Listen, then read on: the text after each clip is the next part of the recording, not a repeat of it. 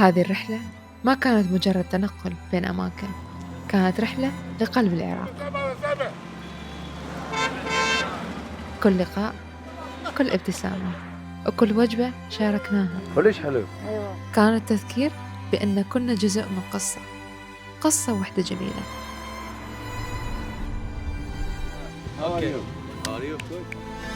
ومن الجنوب إلى الشمال اكتشفنا أن الجمال الحقيقي هنا هو الناس، وبتنوعنا نتشارك هوا واحد. تجمعنا لما بنكهة أكل مطبوخة بمحبة، ودفوة ترحيب من غريب يصير صديق. وقفنا بالاستراحة نشرب شاي ولاحظنا المكان ما بيه مكيف، فراح نهديه مكيف. وإحساس بأن كل طريق نسلكه يقربنا أكثر من بعضنا. How to say I'm hungry in Kurdish? برسيمة. وفي النهاية هذه الرحلة هي عن اللحظات البسيطة اللي تربطنا،